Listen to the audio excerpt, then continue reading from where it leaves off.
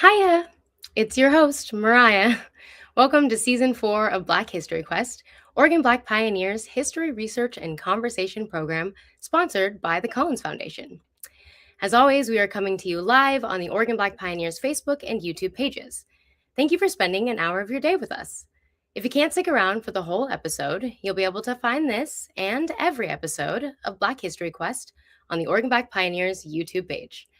But what is Oregon Black Pioneers? Well, we're Oregon's only statewide historical society dedicated to preserving and promoting the experiences of people of African descent here in Oregon. We illuminate this seldom told history in a variety of ways, including books that you can purchase on our website, walking tours around the state, traveling exhibits and online versions, free lesson plans that are available to download on our website, along with a lot of other incredible resources, and then, of course, programs like this one. So this is actually our 17th episode of Black History Quest. And as Black History Quest, BHQ, is an OBP original program, it's designed to help discover more of Oregon's Black history.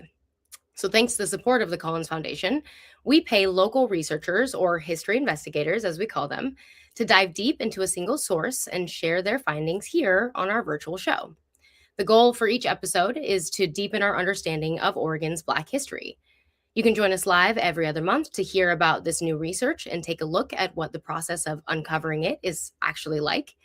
And as always, every episode is archived on our YouTube channel. So hello and thanks in advance to the future Oregon Black Pioneers watching. Now, for those that are joining us live, don't forget to share your questions in the chat section on the live stream so that we can discuss them on air after the presentation. But without further ado, let's get started.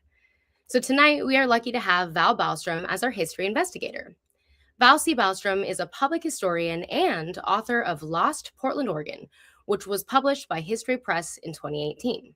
A lifelong Oregonian, he works for the Oregon State Preservation Office and has a master's degree in history from Portland State University. So I'd like to give a warm welcome to Val Ballestrem. Hi, Val. Hello. Hi there. Hi. Glad to be here. Yay. Thank you so much for joining us and Sure. for being this episode's history investigator. Absolutely. Yay. We're so thrilled to have you join us. So, Val, as you know, all Black History Quest investigations begin with a single source that sparked an interest. So, can you tell us, start by telling us what source you were looking into initially and what it was that caught your attention? Yeah, there's an article from a 1903 paper in our magazine, and I'll show that to you. That'll be one of my first slides. But that you had shared it with me, and I was immediately sort of struck by all the information that was in there about this company called Enterprise Investment Company, and I had never heard of them. And a group of these fellows who had started this company, and there's pictures of them, and there's a picture of a building that they're supposedly building, and I was just like, oh, this is right up my alley, because I love bits of Portland history that nobody else has spent a lot of time on. So this will be something fun to dig into and hopefully uncover some interesting bits of information. Sure. We love that. We do partner, and sometimes we offer up the sources. Sometimes people, bring them to us. But we were glad to be able to pull this one out of our actual archive and hand it off to a fantastic researcher like you. So I'm so glad that you were excited about it too. Absolutely. Now, yay. So before we actually dive in, I was curious, what sorts of questions did you have about this source, and what were you hoping it might represent? Just a little preview. Yeah. So I mean, I wanted to find out who this company, what the company was, when they existed, sort of more about them, as much backstory as I could find. Sure. I had hoped, that I would uncover, all sorts of things that they're involved in. And there's some things that are interesting. But I just didn't know what to expect. But I thought I'd pull on a few threads and see where it took me. Mainly looking at the company itself, and then things that they were involved in, and sort of their other connections within the community that I think are kind of fascinating. So, if I had I mean, there's so many people involved there that I couldn't spend like a bunch of time doing biography. So that's, at the end of the day, it's like there's a whole other presentation to be done just about the guys involved in this company, but it's for another day. So Awesome. I love that. You're already gearing up for the next yeah, one. So that's great. Okay. Well, now that we're all excited to hear a little bit more about what you've uncovered, I'll turn it over to you to present. awesome.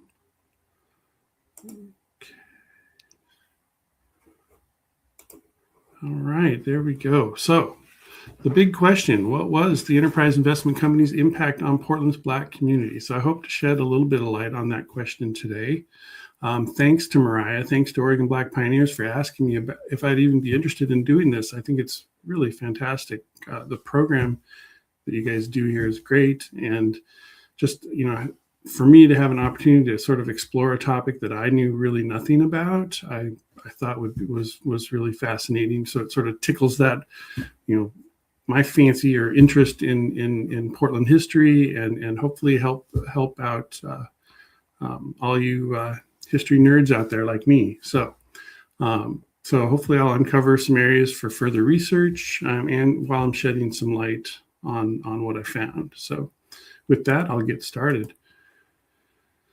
So the project started, as we mentioned, this is that article from a magazine called The Colored American, which was a New York-based magazine. I believe it was published from 1900 to 1909.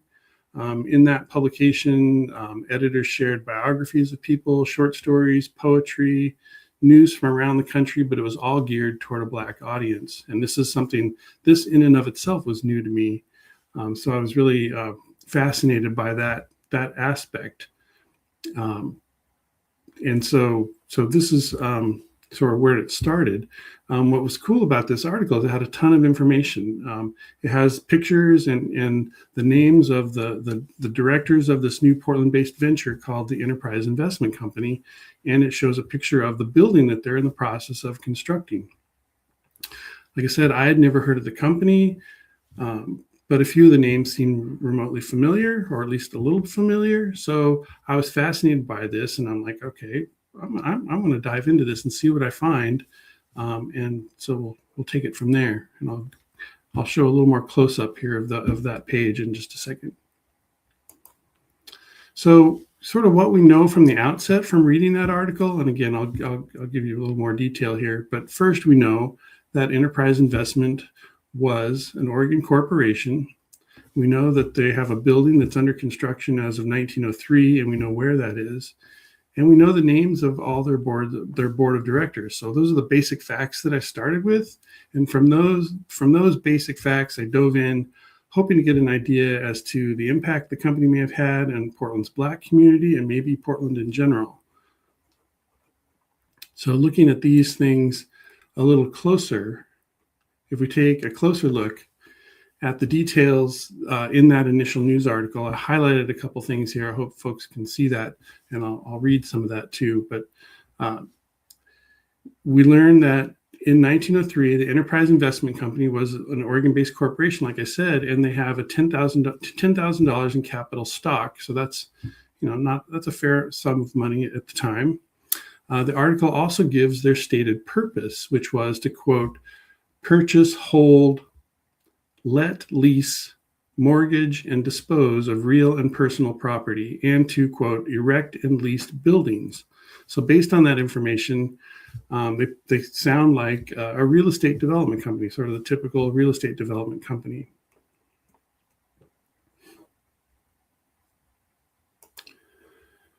The article, excuse me. Also in the article, we get a glimpse of the building that Enterprise Investment is building in 1903. We get its location. The article says, the quote there is from the article directly, and they get the spelling slightly wrong for the street names, but we know what they're talking about. And this location is really important and I'll talk more about that in a little bit, but if you're not familiar with the area, this is the area that's now home to Veterans Memorial Coliseum and the Rose Quarter.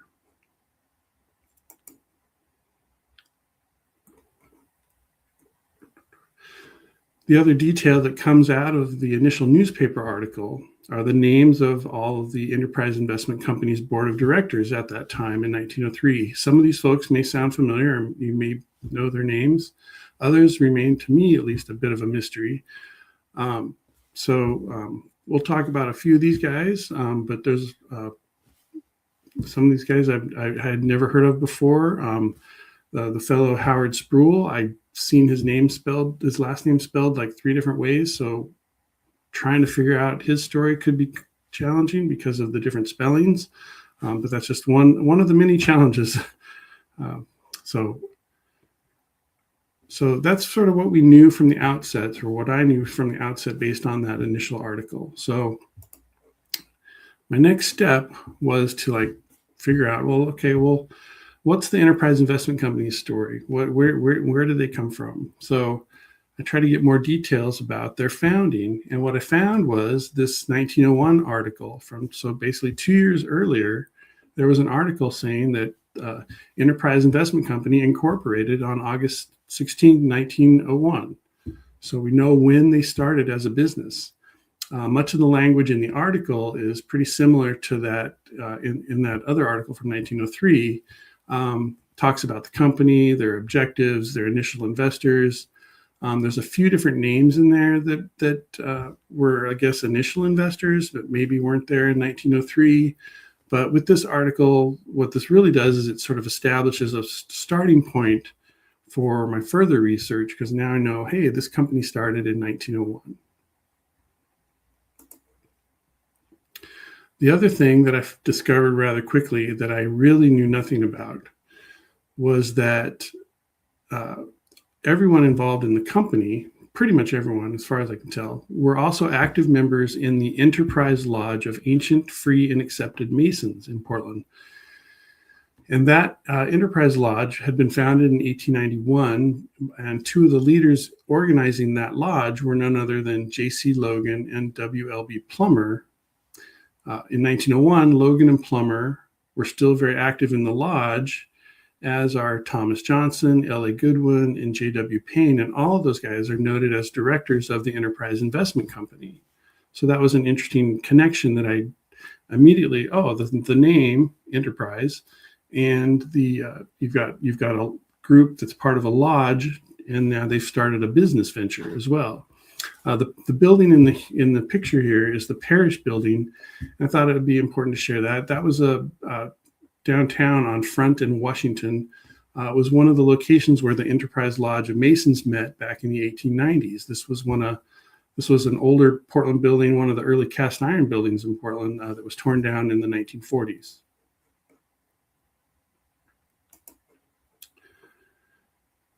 The next thing I wanted to do was get a sense of what kind of work the firm was doing, what they were involved with. So I dug through as many newspapers and other sources to see what I could find. There's not a ton of information out there, but I found some nuggets that sort of help tell a story, or at least part of the story. And so I think that's nice. So this article, this is a little mention from the newspaper Oregonian in 1902, where it says Enterprise Investment has just purchased Lot 2 of Block 52 in Holiday's Edition, and they paid $1,000 for it. So this is an important moment because that lot is the location where they're building that they built in 1903. That's where that building is going to be built.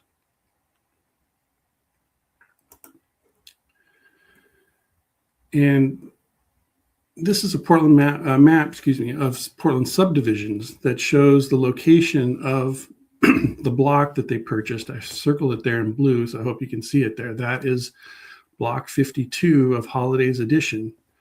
And as you can see, it's right near, hopefully you can see, it's right near the east end of the steel bridge. In 1902, that's the original steel bridge from 1888, which was just north of where the current steel bridge is. This bridge, not just like the current one, carried trains, streetcars, pedestrians, horses, you name it. So you get a sense of where that property is. I hope people can see that clearly. Here's a view of that first steel bridge not long after it was first built, and not long before the Enterprise Investment Company purchased their land. In fact, if you could turn your head to the right, if you were part of this scene, or this photo, and you could turn your head to the right, the property that they purchased is just a couple hundred feet away. So I'll talk more about the property and the building in a little bit, but I think it's important here to keep in mind that at this time, many members of Portland's Black community worked on the west side of the river for one of the railroads or perhaps a downtown hotel.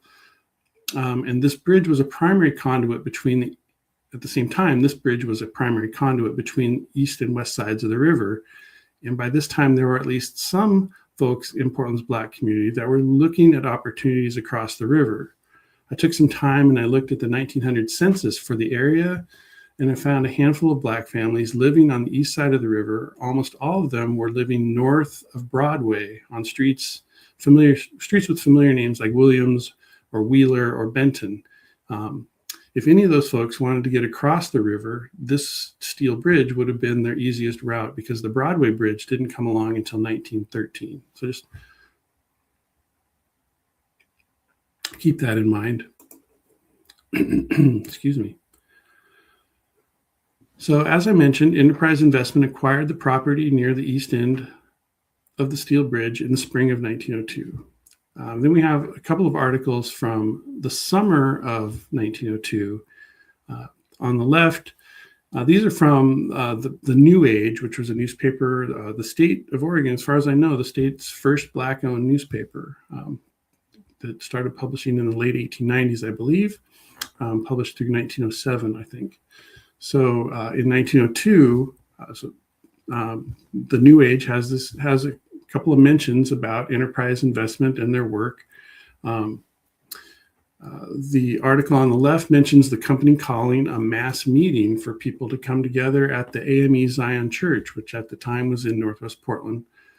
And I think it was in Northwest Portland. I then found a follow-up article from like a week later after the meeting that talked about what went on at the meeting a little bit, gave us a little bit of insight. We learned some of the specific aims of the company.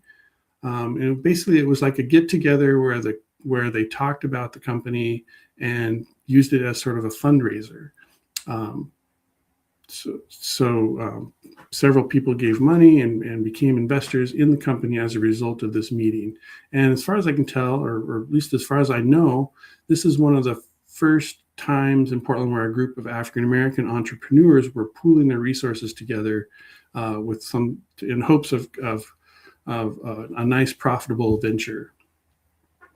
Just to quote the blue highlighted area there, it says, the Enterprise Investment Company has already secured a lot and contemplates in the near future erecting a building containing handsome lodge rooms and an assembly hall. Also, a project is on foot to start a laundry and grocery store. So we have some sense of what their goals are at that time.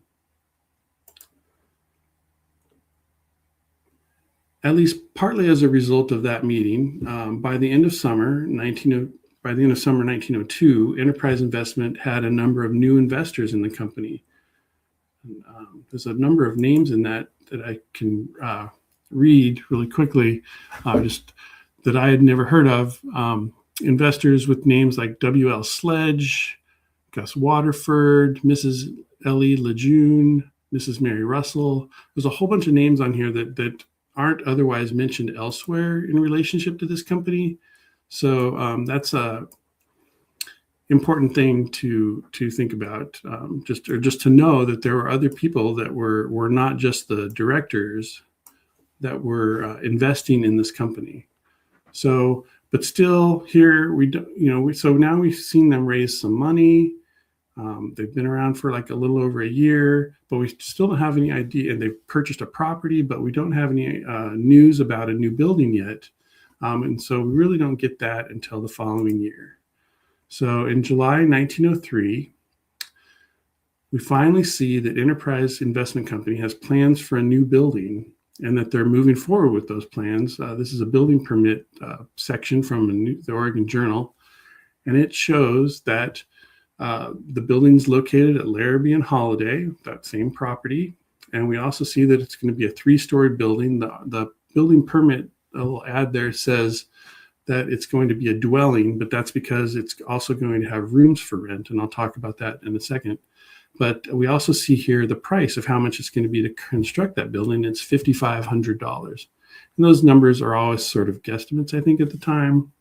We may never know how much it actually ended up costing them, but $5,500 for a 3-story building, fairly modest building in 1903 was still not cheap.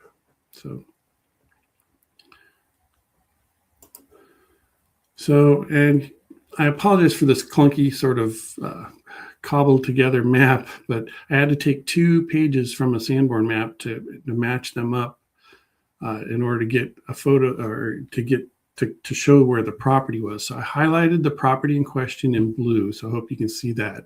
But this basically shows that same area. That there's their block. There's the block that they purchased for $1,000 in 1902. You can see it fronts. Hopefully, you can see it fronts Larrabee, and it's just by Holiday Street. The lot itself is empty at the time. At least it was in 1901. I doubt anything was built between 1901 and 1903 when the new building went up. But you can see there's other stuff around there. So there's some houses around there and other buildings around there already. What's interesting, though, when I was digging into the story a little bit more, I discovered that in 1901 or right around 1901, J.C. Logan, who was the head of Enterprise Investment, he moved over to the east side into a house at what the address then was 380 Larrabee, which was just north of Broadway. That's not showing on this map because the map just doesn't go that far up, but it's not that far away if you're just a few blocks just north of where this map covers. So I looked at city directories for over the years, and I found that J.C. Logan and Clara Logan lived in that house for at least the rest of his life. And I think he died in 1929. So that was an interesting moment or interesting sort of discovery. Edward Rutherford, interestingly enough, who was also part of the Enterprise Investment Company, he also lived with the Logans for a short while because he shows up in the city directory in 1901 and 1902 at that address. So a question that I came out of that with was, were the Logans trying to set an example? Convince others from the Black community in Portland to move to the east side or to look over there for other opportunities? That was a question that I still don't really have a full answer for, but I think it's something for us to think about.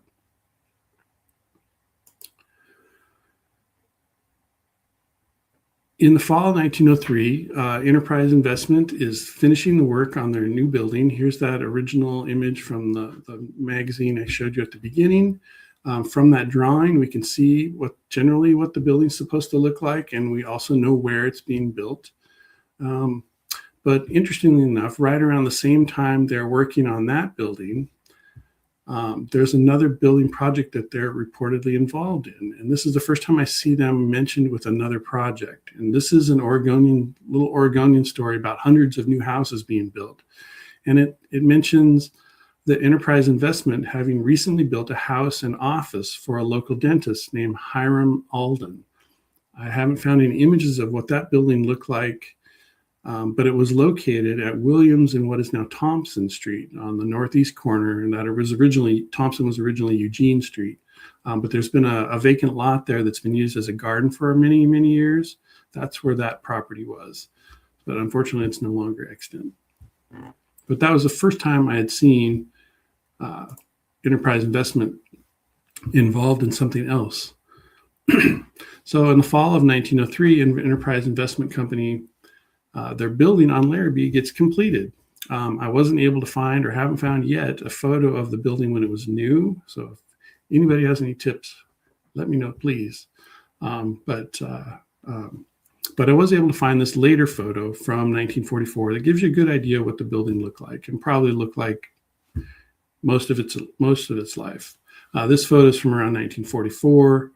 You can see the building doesn't exactly match that little sketch from 1903, and that's a pretty common thing that sort of artist renderings or initial plans don't match the finished product. I see that a lot in my building research that I do. But what you do see here is that it's a 3-story wood frame building with a storefront, and then it's got the dormers up top that match. The main difference here is it's got that sort of false front on it that doesn't show in that original image. But from the outset, the building had rooms for rent, it had a meeting hall on the second floor, and it had ground floor storefronts.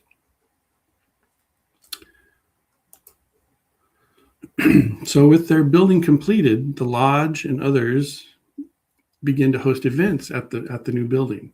The article on the left is a flashback story from a 1928 Advocate newspaper that mentions the Enterprise Masons meeting in their new quarters on Larrabee. So that was a nice little, so we know around the time they moved in was right around September 1903. So by the time that initial article was printed in the Colored American magazine, by the time that was printed, the building was basically done and in. It doesn't really give you that impression when you read that article, but based on this research, I think they were actually already in the building by the time that magazine was published.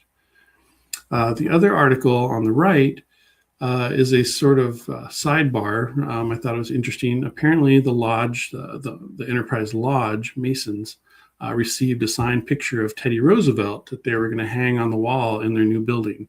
And from a little bit of reading that I did, sort of following that thread a little bit, it looked like Logan and some of the other members of the lodge were Roosevelt supporters, at least for a short while.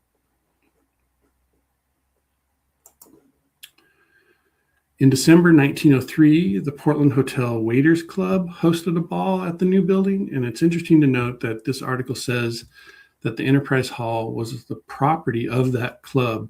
And I think that's because most of the directors of the club, the principal investors in the club, or excuse me, in the Enterprise Investment Company, most of those investors were they also worked for the Portland Hotel. And so I think that's why the article maybe says that. It maybe conflates the two entities.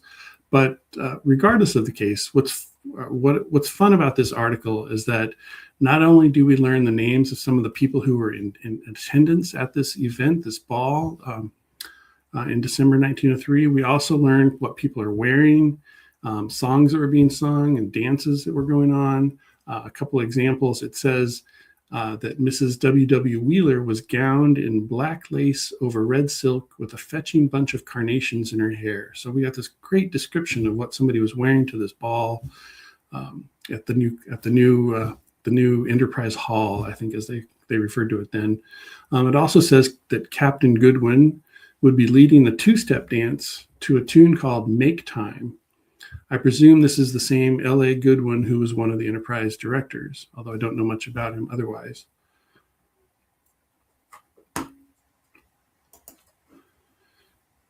In June 1904, the hall hosts a major gathering of local Masons from a few different lodges. I'm not sure the date, but I found that it was taken, but I think it's later in his life. But this great photo of J.C. Logan in his Masonic regalia, I thought was worth sharing. The 1904 city directory, which is shown here on the right, shows that several of the African-American Masonic lodges met at this hall now. The city directory is really helpful here because it tells us who the leaders, it tells us the different lodges, but it also tells us who the leaders of those various lodges were. And I'm not an expert in Masonic, the different levels, the division of lodges among the Masons, but J.C. Logan is noted as the most worshipful Grand Master of the Grand Lodge of Ancient, Free, and Accepted Masons. The other affiliated lodges are noted there as subordinate. From this and the previous slide, we can gather that the hall was like an immediate, major, important part of the Black community in Portland.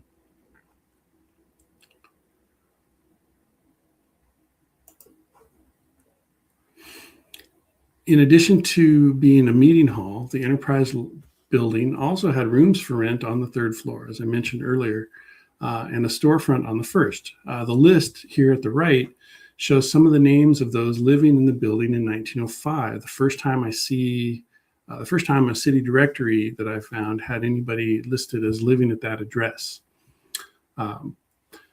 So it shows quite a few people living there. And one of the people in that list was a fellow named John Graybill, And I looked him up briefly, and he was the proprietor of a shop that was in the first floor of the building that was called the Denver Market.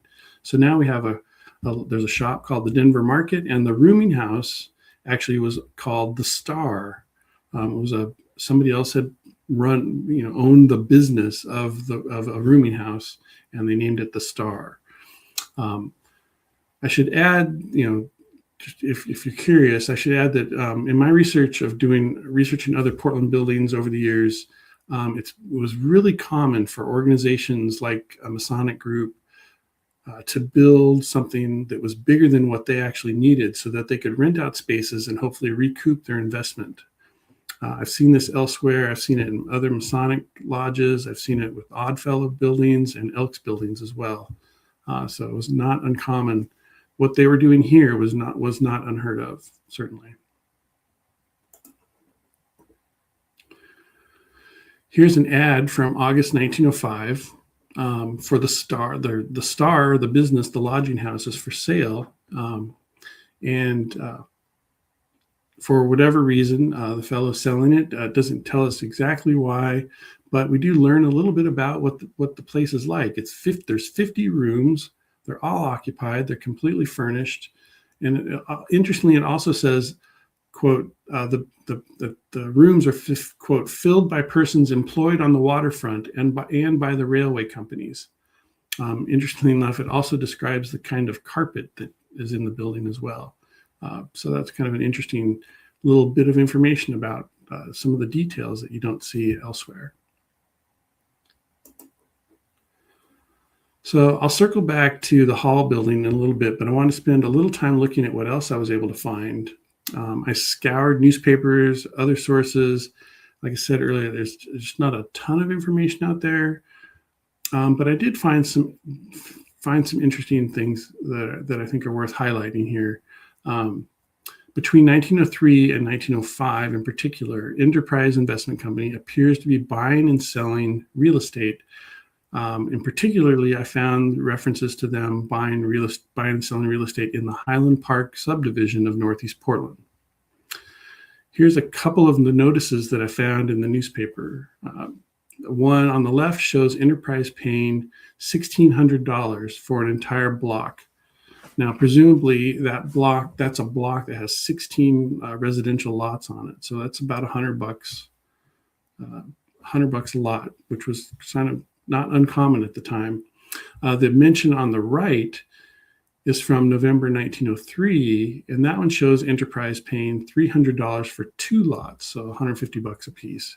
So keep those 2 lots in mind because I'm going to talk about those more in just a second.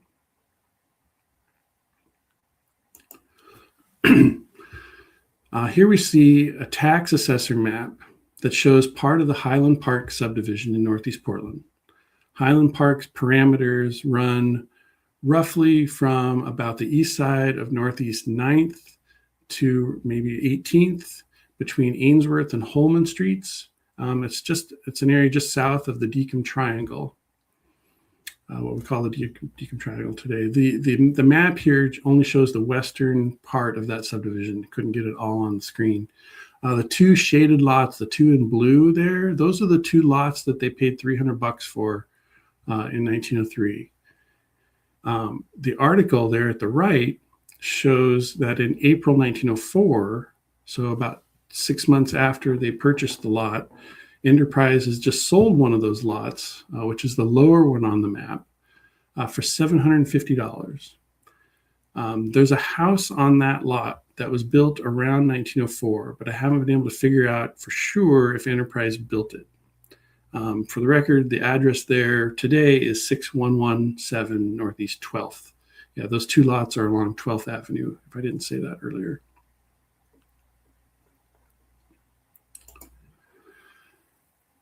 The Highland Park story kind of continues into 1905 when they sold the other property on 12th that I just mentioned. So this one sold for $1,125. As we saw earlier, as I've said, lots were selling for like $100 or $150 or so.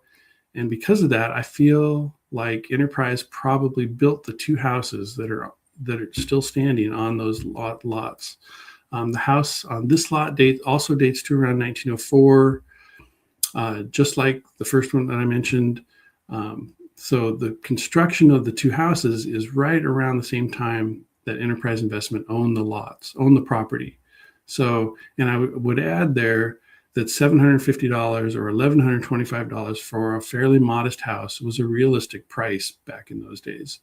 The Highland Park story, unfortunately, though, sort of fades away. I don't find many other bits of information about it, at least as it relates to Enterprise Investment after 1905, but it is definitely something that's worth further research. So after 1905, there's not a lot of information about Enterprise. Then in 1907, they sell the Enterprise Hall on Larrabee. I haven't found any information as to why they decided to sell, but they sold the building for $13,500, which was a pretty considerable sum, considering we can estimate they paid $5,500 for it just, a few years later when they had it built. By this time, though, Portland was in the midst of a building boom, a surge in population. There was a real estate market. I think the prices shot up a bit, and that was reflected probably in the amount of money that they made off the building.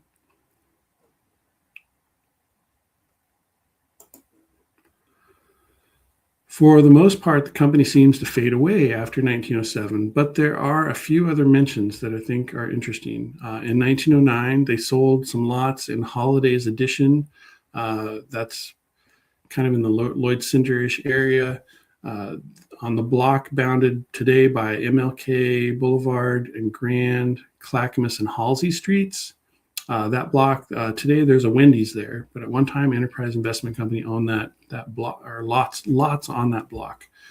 Of perhaps more interest, though, is that same year, 1909, Enterprise Investment sold a property in Southeast Portland's Buckman Addition, and the person that bought it was Clara Logan, J.C. Logan's wife. This is really fascinating to me, and I was curious about this because I was able to find the property, and there's still an early 20th century duplex on that property, which may have been built by Enterprise Investment, still to be determined. The city of Portland says the building was built in 1900. And I know that whenever I see that 1900 date in their system, it's always sort of a guess because they don't have records that are super accurate. So I did a little more digging, and I found an advertisement that I didn't share it here, but it was too small to read. But there's an advertisement for the duplex in 1904 saying that it's a new building, and they have, the building's for sale or whatever. And it's like, but it says specifically that it's new.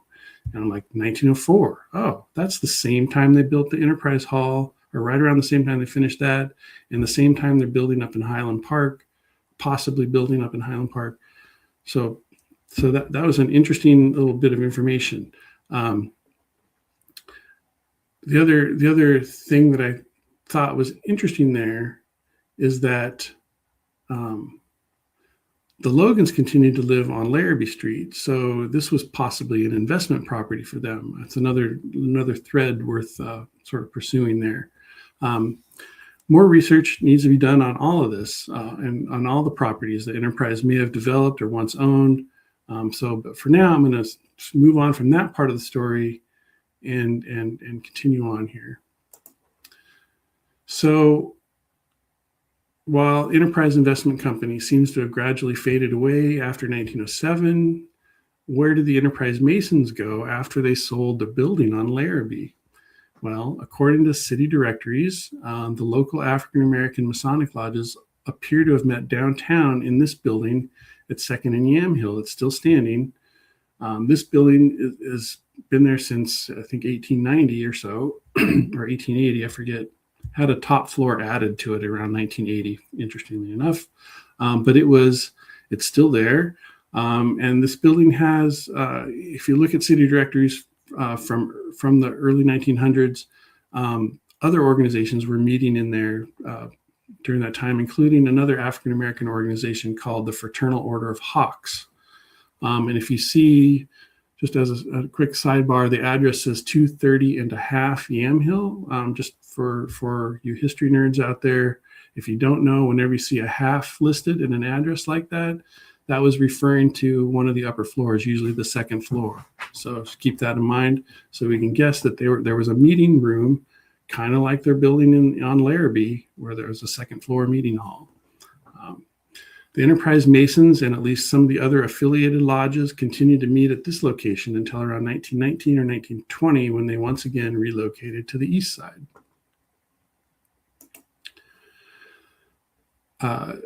In this 1920 city directory, we can see the Enterprise Lodge is now meeting at the former Carpenters Union Hall, which stood on Southeast 10th and Oak, long gone. And other related lodges are meeting in a building on North Williams that was between Sacramento and Russell. After this time, the various lodges met at a few different places. There's the location that I mentioned on Williams. There was another on Williams that was closer to Broadway. None of those buildings exist any longer.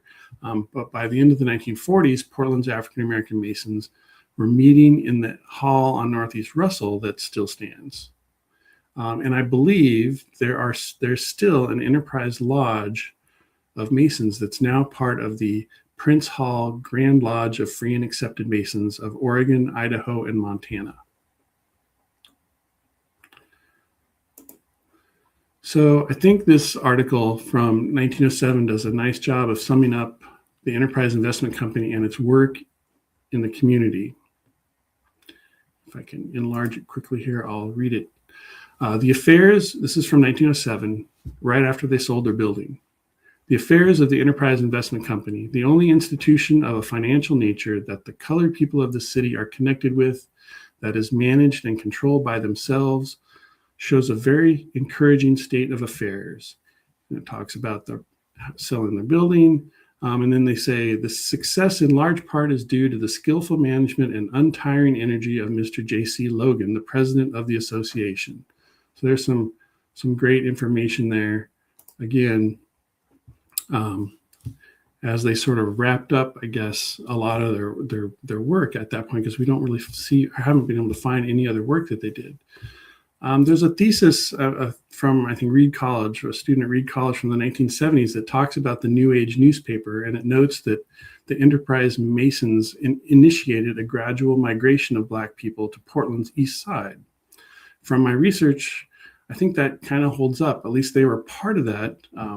If not the instigators, they were at least part of that. By having that building there, even if they only had it for a little while, and then later they went back to the east side, I think that there's an important thread there that they were part of that. Certainly an important part of that story. Between the company and the Masonic lodges, Enterprise set an example for folks that pooling money was another possible way to get ahead financially. With the building for a short while being the site of a number of community events, they helped encourage that sense of community, and they drew people to the east side of the river. I don't have an exact count, but just as a sort of side note, I tried looking at the 1900 and 1910 census to see, but basically by about 1910, the number of African Americans living in the area that would be sort of that inner northeast area that's now between the bridges, Broadway and Steel Bridge, between the river and MLK, so sort of that area. I think the African American population tripled in that area during just that 10-year period, and I believe after that, I haven't looked, but I'm sure it went up even significantly more after 1910. But during that time when Enterprise was sort of active over there, there was definitely some interest in the community in looking at the east side for opportunities. So what became of the building? At first, I just assumed, oh, well, they tore it down when they tore down everything else for the Coliseum. Well, we'll see, right? So here we see, I'm going to quickly go through this. The red arrow points to the building. This is from around 1938. Hopefully you can see it there. You can see that this is the newer steel bridge, which is south of where the original one was. But you can see their building there and the community around it. Here we see a little bit different angle from 1942. Again, there's the building still standing. In 1943, this was a major development. The State Highway Division decided they wanted to revamp the approaches to and from the steel bridge probably because on the west side they had just been building Harbor Drive Expressway, and that needed to cross the river somewhere, and the only bridge, the bridge that directly connected, was the steel bridge. So they devised this plan. But there's our building there, still there under the red arrow. And then we see in 1952 the approaches have been built. It had a major impact on that area. You can see that the building those approaches really changed things, but the building survived. It's still there in 1952. Now we get to the era when they're clearing for Memorial Coliseum. And we see here a lot of the neighborhood has already been wiped out here. This is around 1957, 58. But our building is still there, just south of what would be the Coliseum site. And then we see 1958, the clearance is basically all done, and the building is still there. And then we get to 1962, and the Coliseum is there. There's a giant parking lot, and then across the street from the parking lot is our building. It's still there. It made it that far. And you can see kind of in this, there's clearance is starting to happen for the freeway, but the building's still there. But unfortunately, the following year, this photo from 1963, it's gone. The lot is empty there. So we can tell when the building was demolished around 1962, 63. I haven't found any mention of the demolition yet, but it was right around that time. So looking back at the initial article one last time, I think it's important to remind folks about the people behind the company. The top row here, we have left to right, Thomas Johnson was the treasurer. Top center there is J.C. Logan, the president. He was that longtime Grand Master in the Masons. Number 3 on the right-hand side of the top row is W.L.B. Plummer, who was the secretary of Enterprise Investment. Then in the middle row, we have William H. Rutherford Jr. on the left. And I believe he is father of Otto Rutherford. Folks probably know his name. And on the right-hand side in the middle row, we have L.A. Goodwin, the fellow who I think led that dance at that ball. And on the bottom row, we have Sim Reddy. That's another person I don't know. I've never heard that name before. We have Ed Rutherford, or E.W. Rutherford, who was the vice president, who also lived with the Logans for a short while. We have J.W. Payne, who was assistant secretary in the company. And then we have Howard Sproul, and here we have it spelled, I think it's spelled with 2 L's or L-E, or sometimes I think just 1 L. There's multiple spellings there. If somebody knows, that would be great to get that clarified and find out more about that fellow. Certainly, all these guys have very interesting stories that if we can uncover them, they'd be interesting to tell. So just a quick summary. Enterprise Investment seems to have operated primarily from 1901 to 1909. Most of their activity was in that short period between 03 and 05. There's a direct connection between the African American Grand Lodge of Ancient and Free Accepted Masons, and the Enterprise Investment Company. The company and the Masons played an important role in building community among Black Portlanders, and the Enterprise building stood into the early 1960s. And there are residential properties that still stand that may be associated with the company, and is definitely worth further research. On that note, I'll just remind you of some areas of further research that I think are important. a more in-depth look at the history of the various Masonic orders in Portland that are associated with the Black community, and I think it's pretty clear there was segregation there between the African American Masons and the white Masons, and even the Chinese had a different meeting hall. There's some interesting stories to uncover there. The Highland Park story. Did Enterprise build those houses that are still there? Did they build any other houses that are still around? What's the story there? And then, of course, some more biographical research into the Enterprise Investment Company directors, especially those guys who aren't as well known. So a huge thanks to Mariah, Oregon Black Pioneers, for all your guidance on this. I hope it was interesting. There's a bunch of the sources that I referred to, and certainly available to take questions. Thank you. Awesome. Wow. Thank you so much for that in-depth look at this great and pretty, unknown like piece of our like real estate and development history. This is awesome. It was fun. Yeah, I mean, I always was like hoping to find more, but I mean, there's enough there that's interesting and raises some questions that I think with more digging might uncover something. Oh, yeah. Definitely. And first off, like the first thing that I have to say is that I love how Black History Quest and opportunities like this give us a chance to put together the pieces, because I was totally aware of the Enterprise Masons. I'm familiar with it. In fact, it's featured on our website. We have an online exhibit called Hidden Landmarks of Albina, and it highlights still extant, so the things that are still standing, including that Enterprise Mason Lodge on Russell Street that you showed the picture of.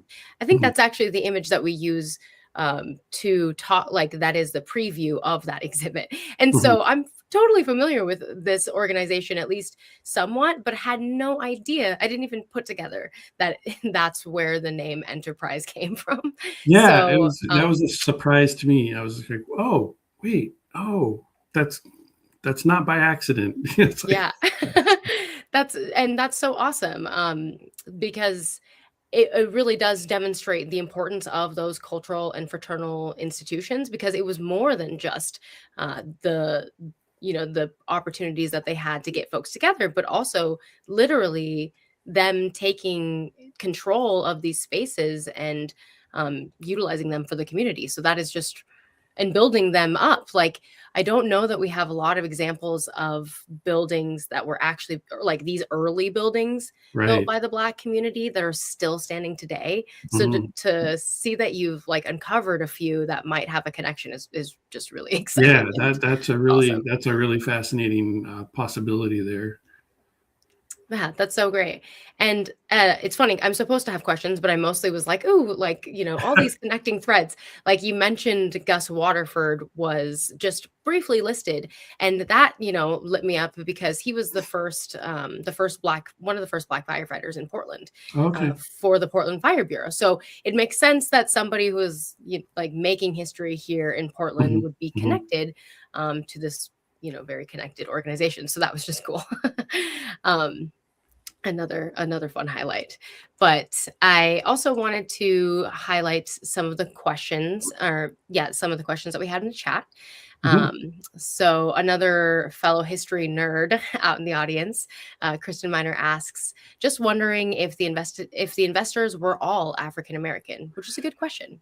Yeah, we certainly know that most of them were from, at least initially, from the list of directors, but there's all those other names, and I haven't had the chance to dig through all. There's a lot of names on that one article that went to that public meeting.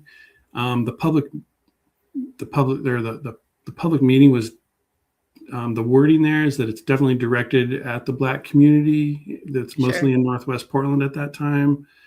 And I think so my assumption is most of those people who ended up being investors were also members of that Black community.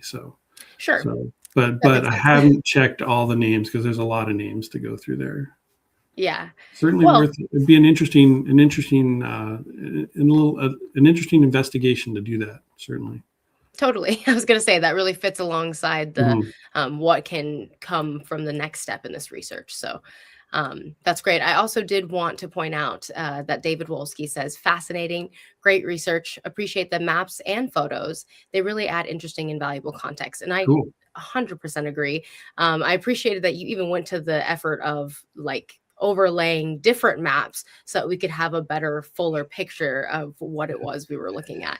Yeah, it was funny that that lot on Larrabee was literally at the corner, the very end corner of Holiday's Edition, and those Sanborn maps, literally the pages end on that lot. And so it's like the only way I can show the context of what's there is to somehow fit them together. And I'm not a genius with Photoshop, but I was like, yeah, I can match them up enough and it'll make sense. And so yeah, I thought it was a useful visual, because otherwise if you only had half of it, it wouldn't make sense. So Totally. It really allowed us to see the context more clearly.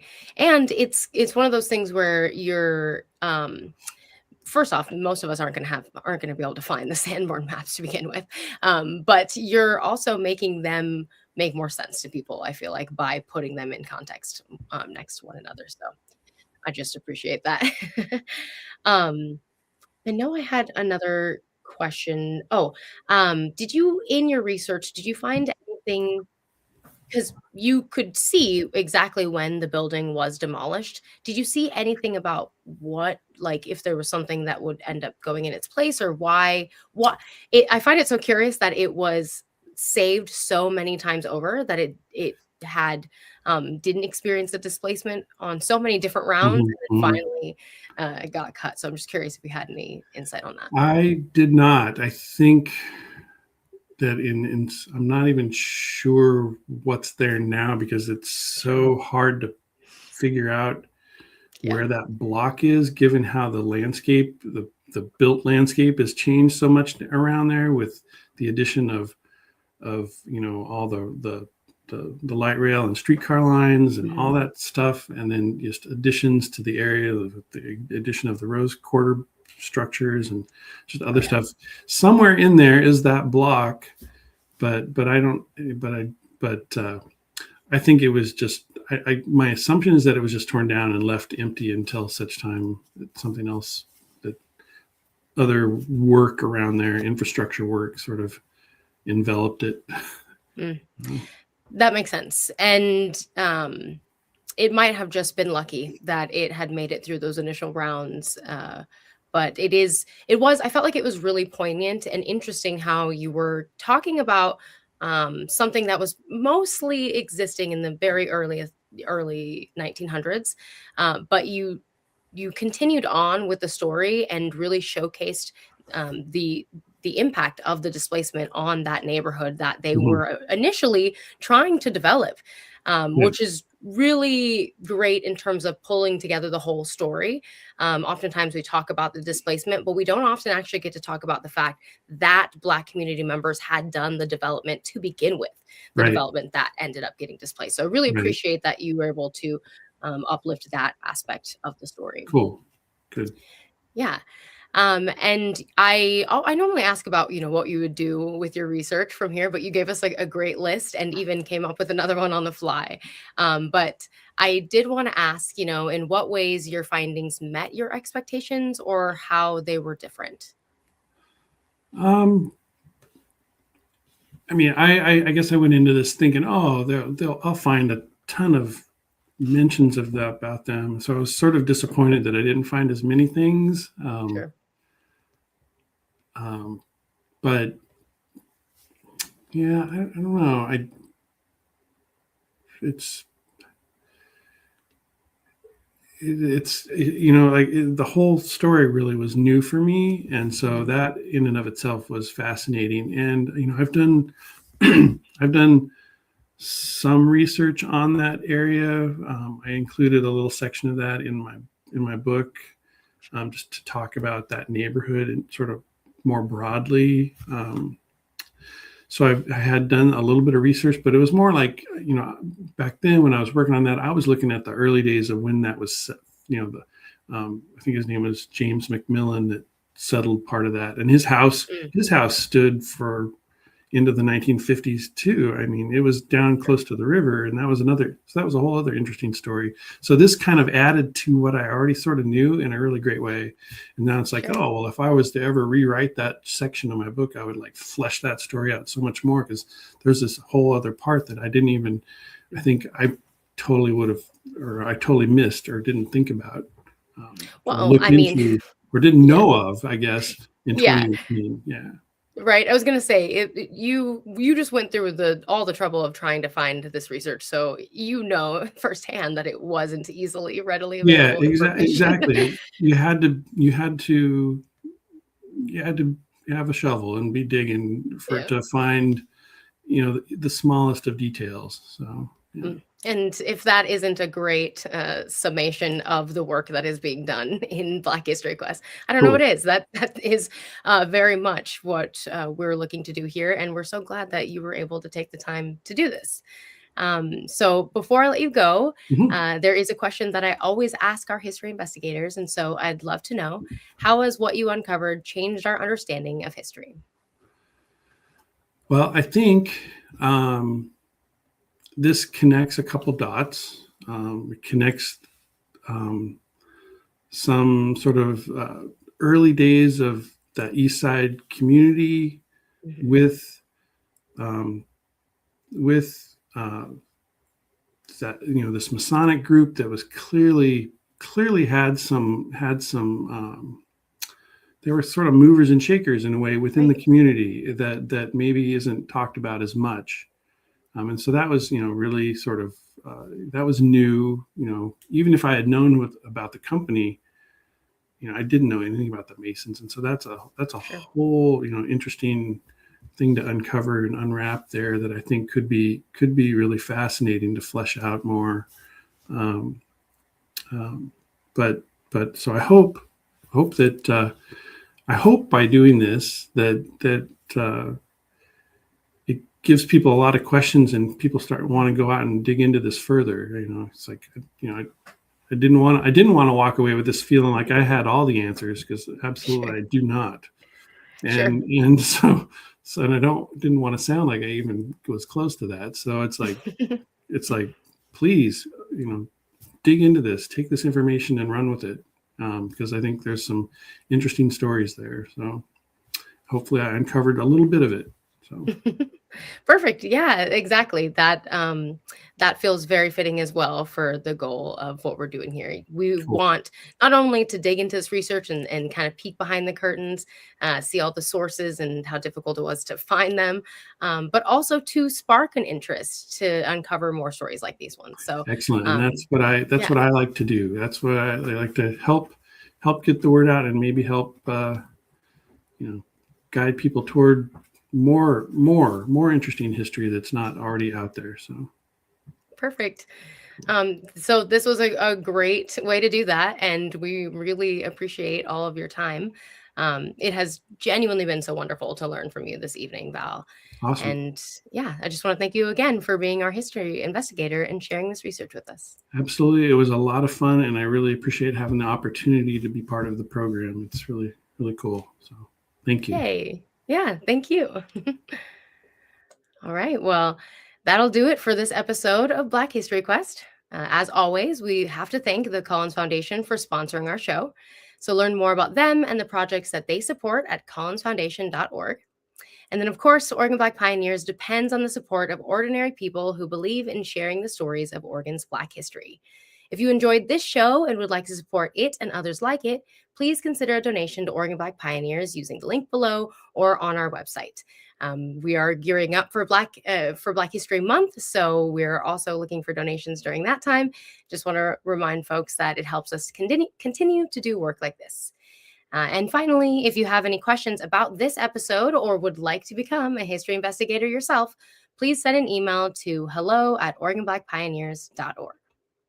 Now, stay tuned for the next episode of Black History Quest in March, where, as always, we'll try to answer the question, how can one source change history? Thanks so much for joining us, and good night.